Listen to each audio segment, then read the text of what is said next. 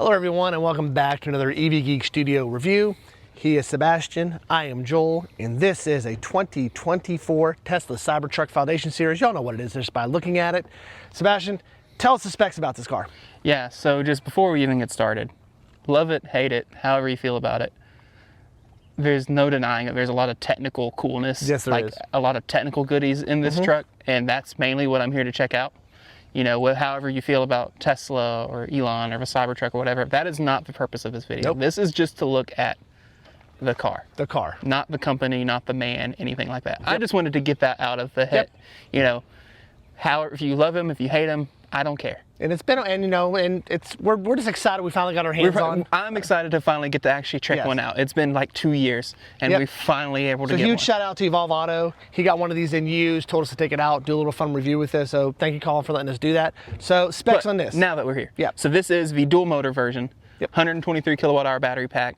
Can't remember the range figure off the top of my head. I'll put it down below me. But you know, this is one of those vehicles that's supposed to charge pretty well-ish. Yep.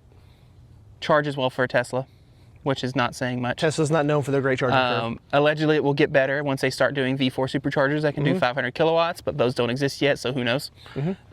This is, however, a 800 volt vehicle. On the subject of cool technical stuff, it has rear wheel steer. It's a 48 volt system for the low voltage system, not 12 volt like most vehicles are, the 16-ish volts that the Tesla's Model 3, Model Y use with their lithium ion batteries.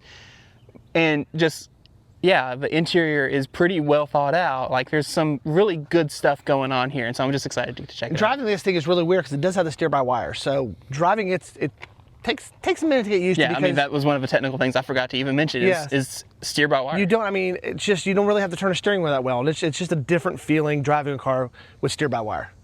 So yeah, so we'll do a little outside review, inside review tech, taking on a little driving review, so stay tuned.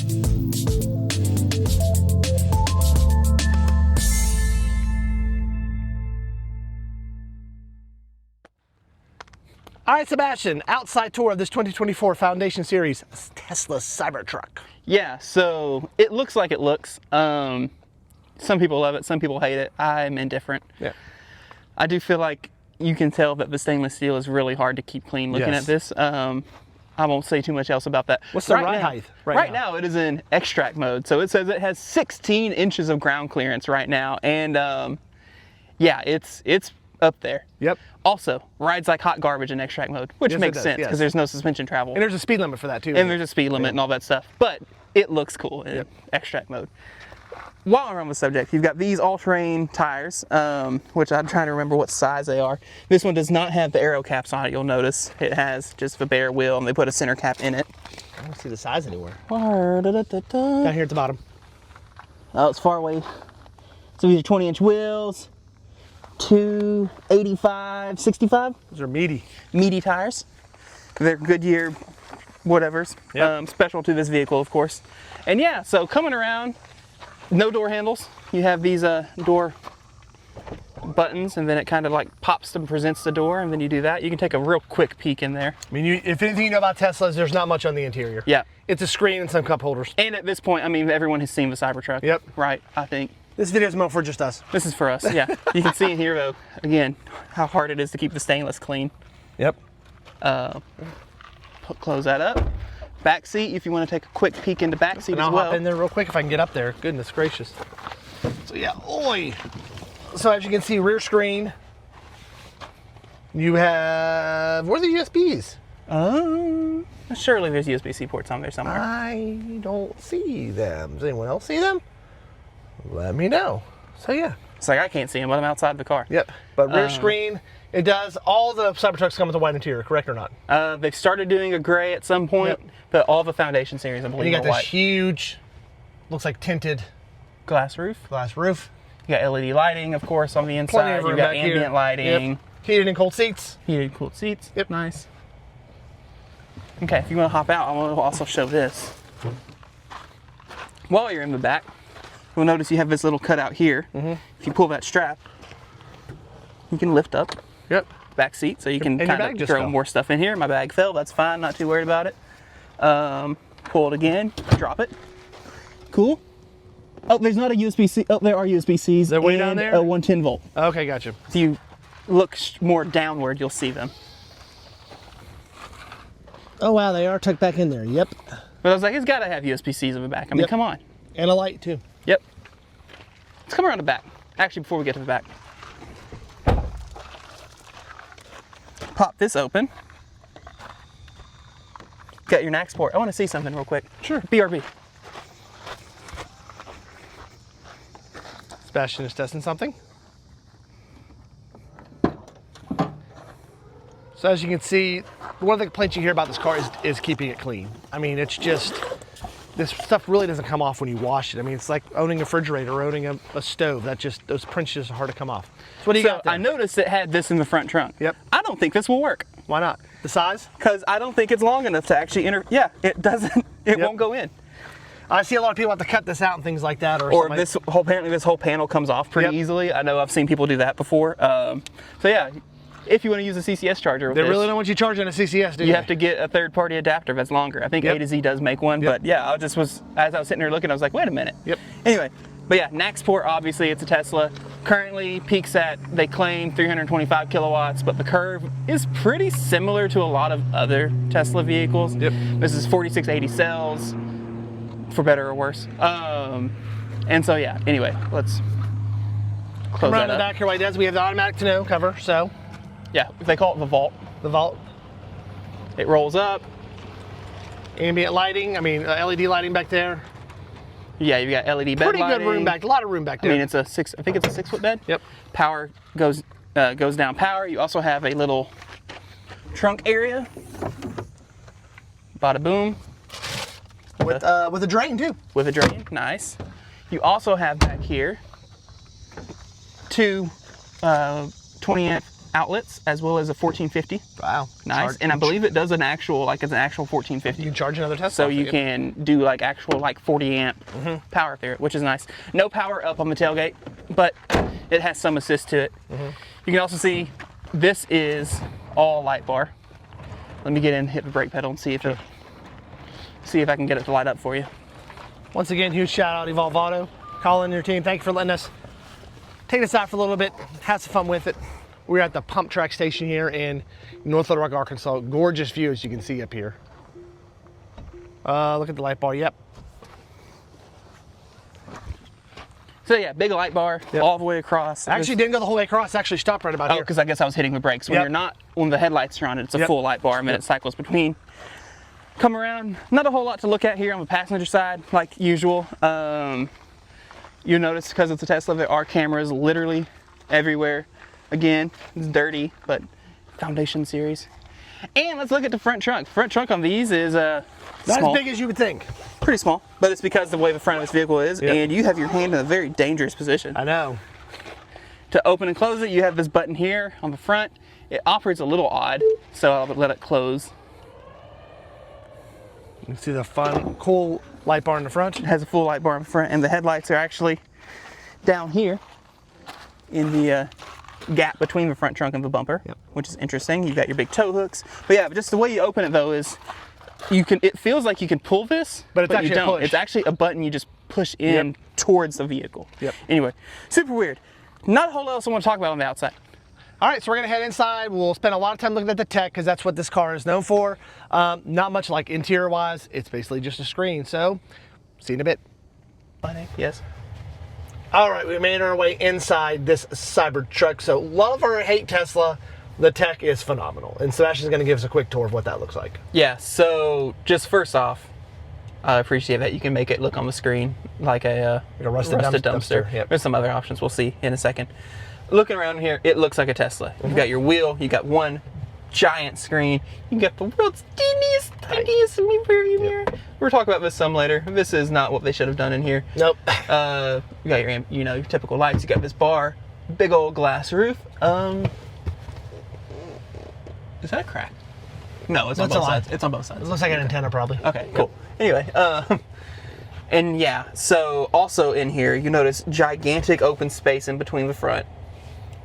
2 wireless phone chargers. Yep, minus charging. Hexagon cup holders. Yep. Why not? Center console, open this up. Good size. You've got a 110 outlet in here as well as USB-C. And an air freshener. And an air freshener. Can't tell. Nope. Over here, not much. You got an opening. Oh. sorry about that. You have an opening on the doors, some openings down here to put some stuff in, and that's your button to open your door, and you have your window button. Where's our glove box? Glove box. Oh, it's a drawer. Ooh, another adapter. You got adapters for days. Yep. Because there was one of those in the front too. Yep. Close it back up. So it's a drawer. Interesting. Yep. Anyway, okay. Let's talk about a couple things, technical wise. Yep. Yoke. That's how yoke's supposed to be. This is how a yoke is supposed to be. Because unlike on Model S and X when they put the yoke in, but they still kept their normal steering rack, so you have to hand over hand. This one only turns that far. That's it. That's it. That's it. And because it's steer by wire, the ratio... 4 and 7, basically. The ratio is stupid quick. Yep. I should probably stop dry steering. Yep. Anyway, so yeah, I'm excited to try that. I've never driven one of these before. This is a first for both of us. Very interesting. You say okay.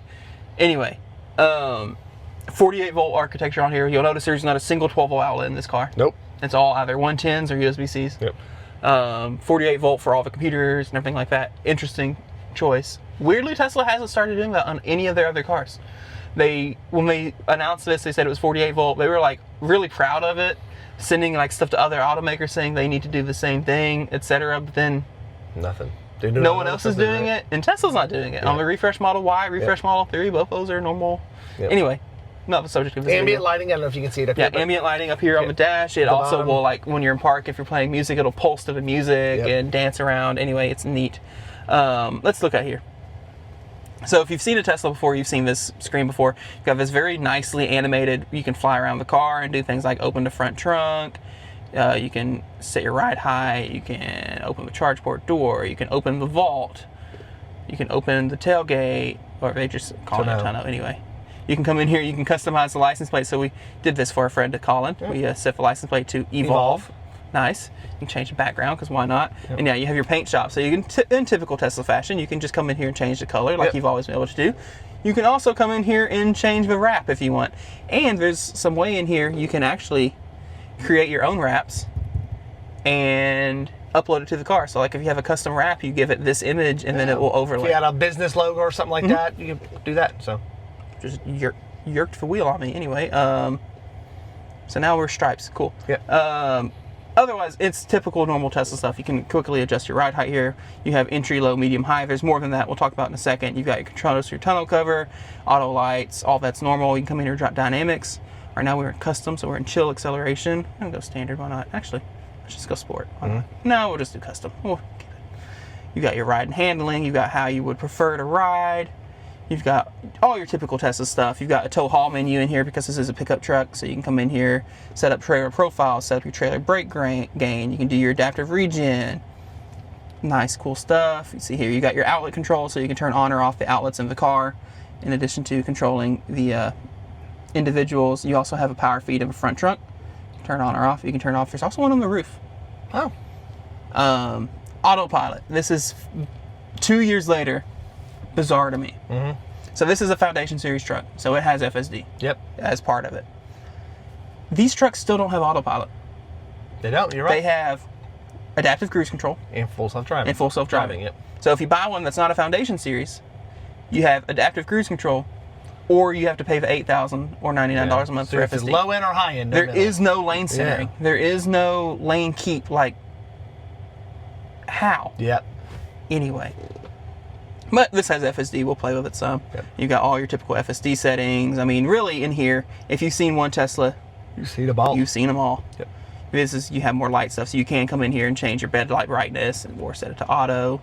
You've got your auto turn signals, you've got dome light control. These are your accent lights, so you can change colors. Now it's green. You really can't see it because we're kind of in the sun. You can see a little bit maybe. You can see a little, a little emerald green. Got your seat control, so again, you have, you don't have cool seats in the back. Oh, well, we were wrong. Okay. Or maybe we do. Oh, we'll see. You got your lights and appearances, safety. You do get Sentry mode, of course. I'm seeing if there's anything else important in here I want to look at. 39,000 on this one? 39,000 miles on this one. This one's actually... So what did that have fun with this car? Someone's had some fun with it. You got your navigation settings, trips, Wi-Fi. Okay. Banging sound system. Sounds really good. I didn't realize this is how it was set. It might sound better, honestly, if it wasn't set like this, but even like this, banging sound system. Let's see here. Off-road mode's pretty dang cool in here. So we'll go here. It gives you some warnings. I'm gonna hit confirm.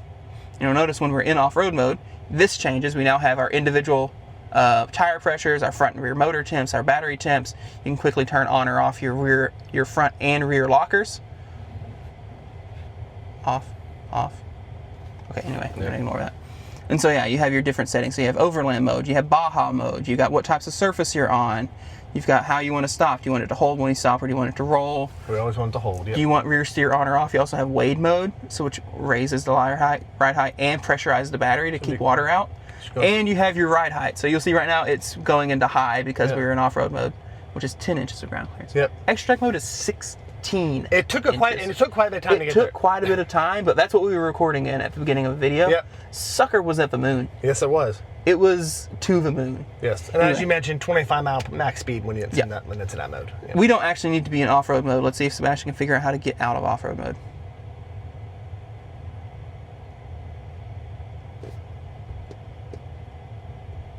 I did it. There you go. And so yeah, I mean, really, otherwise, it's still raising the vehicle too, so it's fine. Yeah. We'll come in here just to show off. This is one thing Tesla does probably better than most people is route planning. No, Tesla does it better than everyone. We'll go to Austin, Texas, birthplace of this truck. Give it a second. Nice, quick. Boom, 11%, 10%, 10%, 10%, 10%. Perfect arrivals. Yep. Exactly how it should be. And there you go, 57% state of charge starting out. Even tells you how many chargers are open when you get there. So yeah, I mean, that was still pretty dang quick too. I'm gonna end it. I actually want to go there. And I believe, if I'm not mistaken, the Energy app will now let you. I thought there was some way to do on-demand preconditioning now, or maybe it's just you can navigate to third-party chargers. Maybe that's all it was. Oh, let's look at climate real quick. I want to see. Yeah, so just heated and rear, not ventilated. We were wrong. You were wrong. I was wrong. But please put it in the comments and let me know that I'm wrong. So yes, you deserve it. Anyway, sorry, Joel. I do. Heated yoke, squircle thing. And so yeah, I don't have anything else to show off here. It's just a Tesla infotainment system. You know you want to take it for a drive now. Stupid rearview mirror. Yeah. This is just a mirror. If you have the tonneau cover closed like we do currently, if you take a peek, you'll see you can't see behind you. You can't see. This rear view mirror is doing nothing. Yeah. However, Tesla thought about that. Yep. If you go into gear, not reverse, if you go into drive, get your cameras out of here. There you go. You do have a digital mirror that comes up on the screen. Yep. Why didn't they do like they do in a Chevy Bolt or a Hummer or other vehicles and just have it up here in the normal mirror spot? Yep. Also, no yokes. Oh yeah, no stops. No stops. Sorry, no stops. So yeah, you've got your signals here, signals there. It's a very polarizing issue. Honestly, I thought it was being a big issue. After about 10 minutes, it's not a big deal. Yeah, you get your quick shortcut here for the camera, pop-up cameras. You got horn. Horn. Yep. All right, so you want to set the cameras up and take it for a spin? Let's take it for a spin. I'm excited. Yep. All right, we are heading out of the pump track here in North Little Rock, Arkansas. It's a little bumpy road here, which is fine. That's why we have a Cybertruck for it. That is why we have a Cybertruck. So you see a little jiggly, that's why. Because we're going down a gravel road here. Let's go high my ride height if it'll let me. Yep. So, this is a very interesting and polarizing vehicle in a lot of ways. It is. You either love it or hate it. It looks like it does. Yes. And recently has become the focus of a lot of political ideology. And anyway, we're not going to get into that. Nope. We're just going to look at it as a vehicle. The windshield is like 100 feet long. It is. Cleaning this trying to clean this windshield would be a beast. You almost need a special tool or something to do it. Yeah, and like the dash is, I kid you not, 6 feet in front of me. Yeah. And the windshield wiper is gigantic. Yeah, and it's one wiper, correct? And it's one wiper. We were talking about that while we were sitting up about why couldn't they have integrated into like 2 separate wipers. Oh, cool. The wiper fluid does come out of the beam, though. But that's a huge, that's massive wiper. So another thing about this car that people don't think about it when they buy it is maintenance. I mean, a wiper is going to cost you a lot. A windshield's going to cost you a lot. In theory, yeah. Tires are going to cost you a lot. In theory, so yes. Tires, yes, will be expensive. Yes. Don't actually know how much Tesla charges for windshield wipers. That'd be interesting. I bet you have to get them from Tesla, though. Yep, you probably have. There's probably no aftermarket windshield wipers for this. So yeah. Visibility out of this thing is a interesting situation. So the side mirrors are triangles. Mm-hmm. They're not big enough. They do need to be a little bigger. They're just not big enough. And then you don't have a rear view mirror. Yep.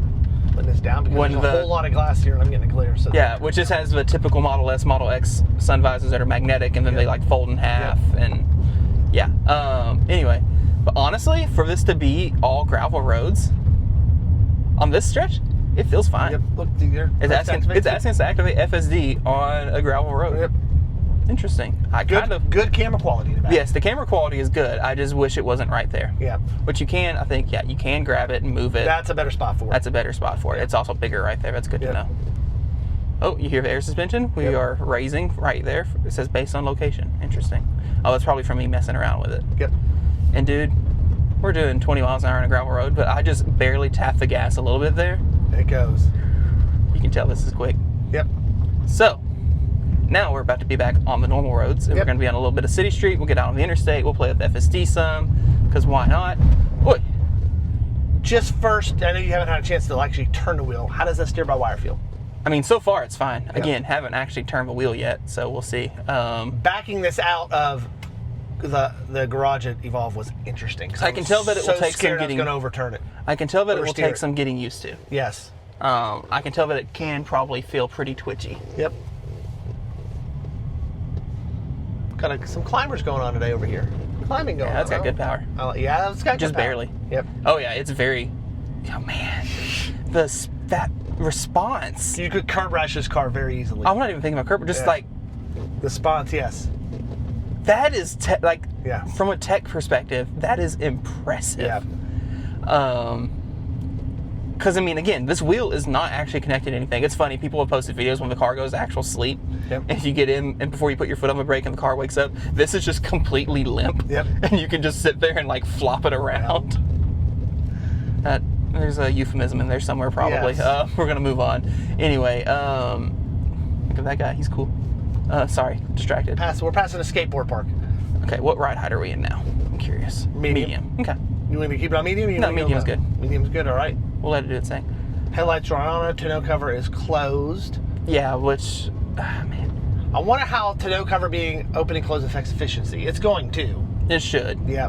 By how much? Well, I want to say Mythbusters did that at some point, and they said it didn't actually matter, but who knows? Yep. And man, so this thing feels big. It does. Which, I mean, it's not that big.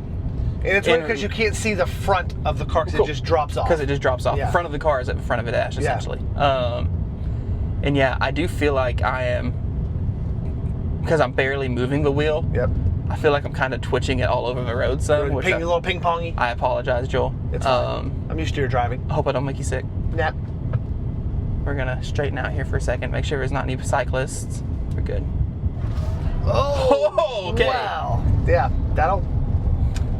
it's got some get up and go to it. Oh, and this is the dual motor. It is. This is a tri-motor. All right. So, because FSD says it works on city streets, let's give it a... You gonna activate it? Be attentive. It is in hurry mode, which might not be a good thing. We're seeing, ooh, it is braking hard. Yeah, well, it is 25. But... we have a roundabout up here. We do have a roundabout. That's part of why I turned it on. I was just curious. Because it's not an actual roundabout. It's a weird roundabout. It's not a roundabout. It's just like a statue, and you have to go around it.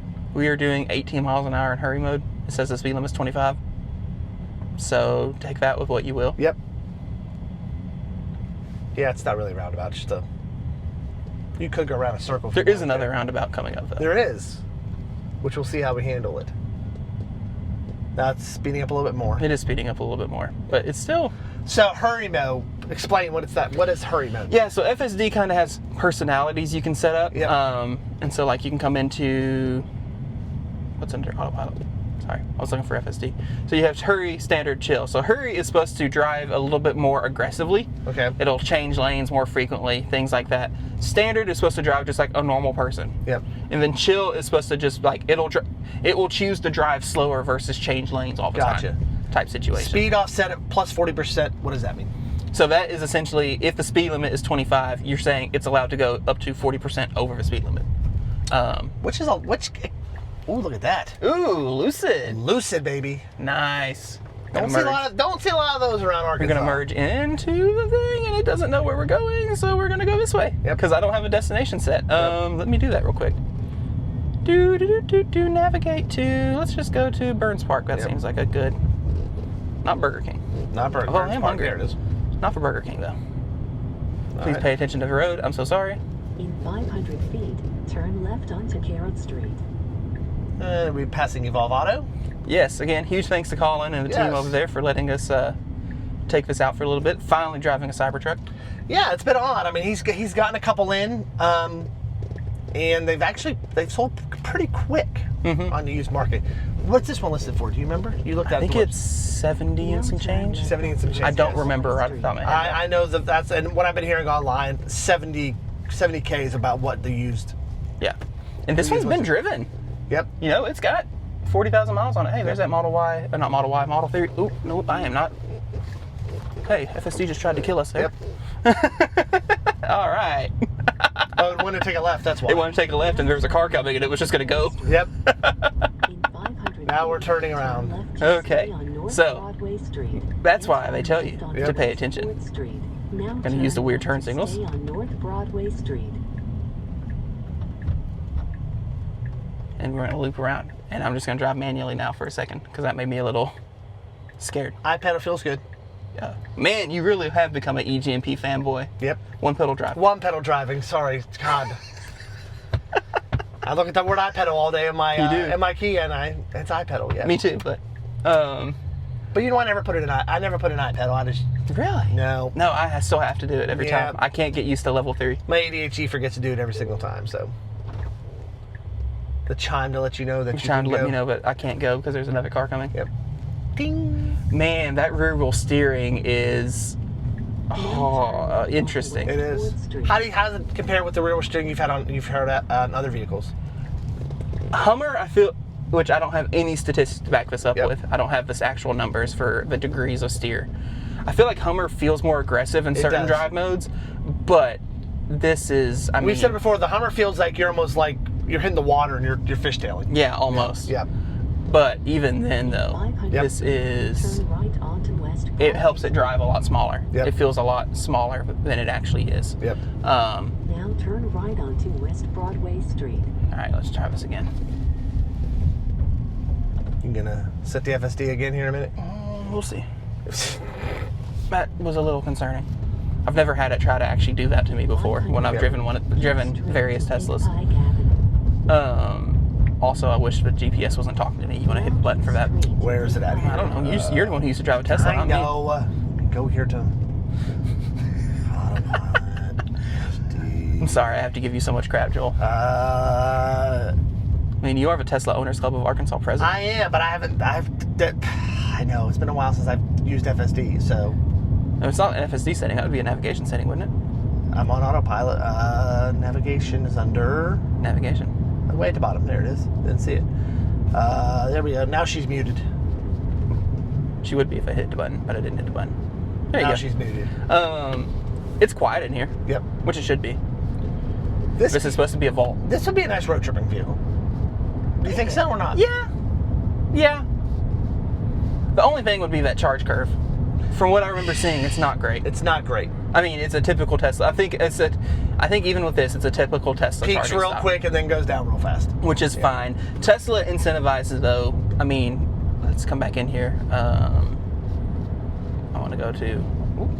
Hey, you remember how I said it doesn't have autopilot? You mean type it in? Let's say we want to go to Austin. Well, you to click on one of the actual charge stops and see. Because if I remember right, this is kind of a typical Tesla where it incentivizes you to charger hop. So, so 6 minutes. 6 minutes. So 17, 20, 23. I mean, that's a lot of stops to get to Austin. But, I mean, here it's having you stop for 6 minutes. So that's probably to what? Charge to, 30, 40%? Yep. That's not a real... Because then it's your next stop is Texarkana, which is only an hour away from that. So, this seems to be the typical Tesla way that you would just charge your hop station to station versus charging to 80% every time. Yep. Which is fine. You still want me to put it back on Burns Park? Yeah, why not? See what it does on the freeway. See if it tries to kill us again. Yep. All right, it's back on. We have the rainbow row effect on, because that's what the last owner had. Someone's making a U-turn up here in the middle of the road. So, Joel, I have to ask you a question. Ask me a question, Sebastian. How do you feel about the way this looks? I actually don't like how it looks. Yeah. I'm just not I mean, if I want a truck, I want a truck. I mean, I want it to look like a truck. It's just, I don't know. If it wasn't stainless steel, it may be different. Because the stainless steel is just a beast to keep clean. You can see, and I showed pictures of it in the video. It's just hard to keep clean. I don't know. Maybe with a nice wrap, maybe like a matte black wrap or a nice matte white black, matte white wrap. I may like a little better. It's just, I don't know. I'm just not a big fan of it. If I had my choice of this or a Silverado EV, which are comparable prices, I'd probably buy a Silverado EV. Interesting. Okay. What about you? I don't love the way it looks, but it gets attention. It does. For better or worse. And I think it's the actual technical aspect of it, and I mean, even the little bit we've driven so far, but driving dynamics of it, make it kind of worth it. Yep. I'm not saying it's perfect by any means. And if they were to sell the Cybertruck, but it didn't look like this, that would be the choice, obviously. Yep. But I think, I don't know, I would pick an R1T still. Really? I think I would. Over Even with all the cool stuff that this does, I like the vibe of the R1T. R1T has really good software too. I like the vibe of the R1T. Yeah.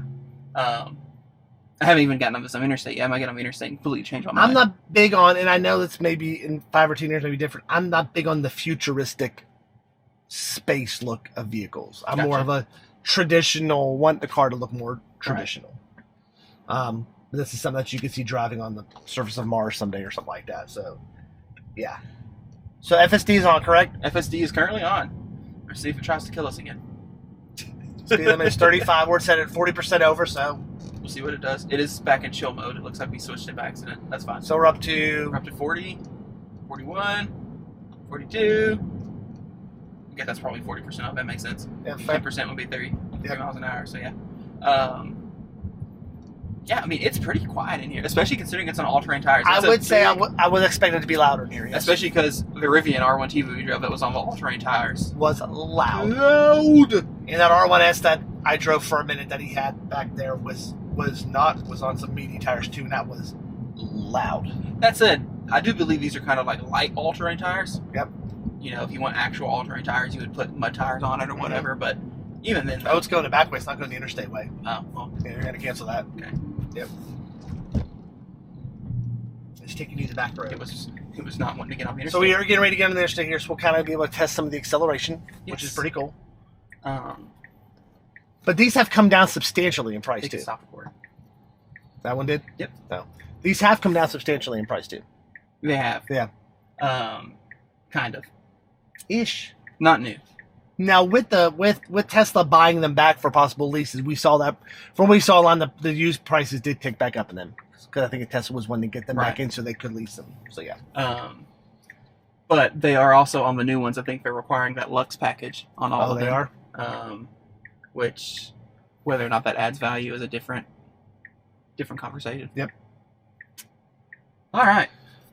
Let's get out in here in a row. We pulled. Woo! That wasn't me. That was. Although I guess it was me. It just let off the brakes that hard. Yep. Here we go. All right. I barely touched the pedal. We took the phone down because it overheated.